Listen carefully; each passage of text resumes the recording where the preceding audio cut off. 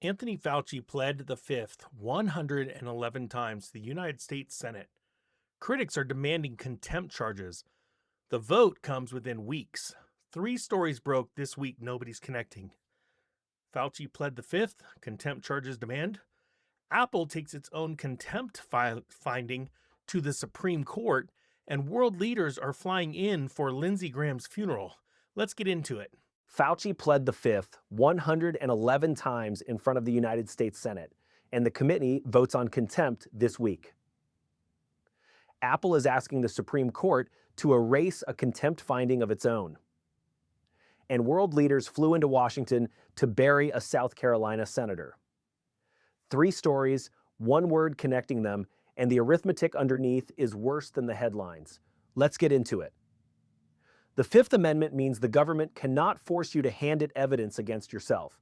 It is a right, and using it is not a confession. The man who ran America's pandemic response sat under subpoena for 3 hours and gave the same refusal 111 times. Rand Paul chairs that committee and has spent years saying he wants Fauci prosecuted. Days before the hearing, he released 1,141 pages of Fauci's private pandemic diaries. Fauci called it an obsession with putting him behind bars.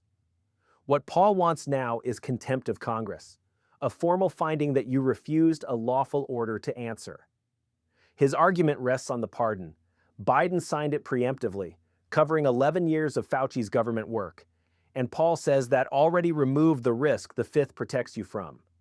Josh Hawley made the same case to his face, citing a Supreme Court ruling from 1915. Go read that ruling. The man in it, a newspaper editor named Burdick, refused his pardon, and refusing it is why he kept his fifth. Fauci accepted his. The scholars are split, and Paul himself admits it is an open question. Now the arithmetic nobody is putting on screen. Republicans hold that committee 8-7, so the vote passes. Then it goes to the full Senate, where it needs 60 votes to survive a filibuster. And if it got there, a separate resolution referring it to the Justice Department needs 60 again. 2 filibusters. The Senate has not successfully held anyone in contempt since 1971. Fox News' own chief congressional correspondent called the push possibly doomed. Which brings the second story, because that word behaves differently with a legal department attached. Epic Games, the Fortnite company, sued Apple in 2020.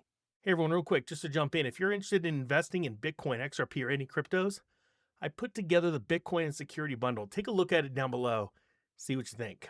Now let's get back to the video. Apple allowed the links, then charged 27% on them.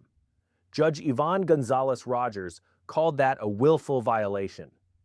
Judge Yvonne Gonzalez Rogers called that a willful violation, held Apple in civil contempt, and referred the company and an executive for criminal investigation. That was April of 2025. The commission has not changed since. Now hold that against Alicia Kitts. Logan, Ohio, 2020, in the stands at her son's middle school football game. An officer told her to mask. She said she had asthma. He told her to leave. She refused. He arrested her for trespassing. She resisted, and he put a taser on her shoulder. The state policy did carry an exception for breathing conditions. She paid $350 in fines. Arrested that evening, finished inside a year.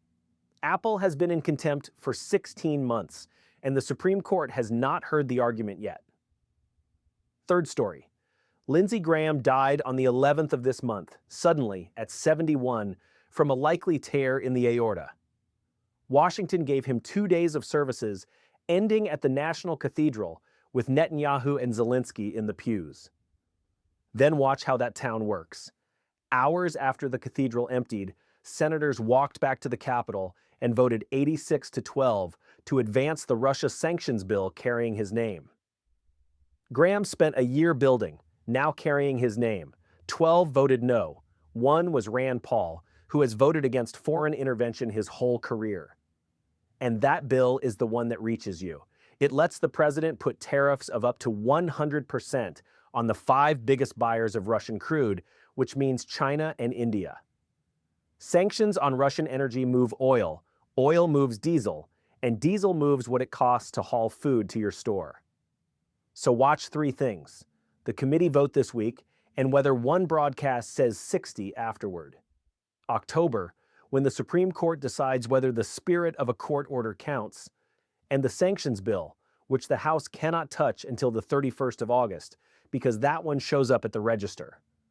Nobody in those first two rooms is getting a taser put on their shoulder for refusing to leave. If the strongest tool Congress has cannot reach a pardon or a legal department, who was it ever built for? Trust leaves the room one unanswered question at a time. This is the arithmetic of power. Economic Ninja is out.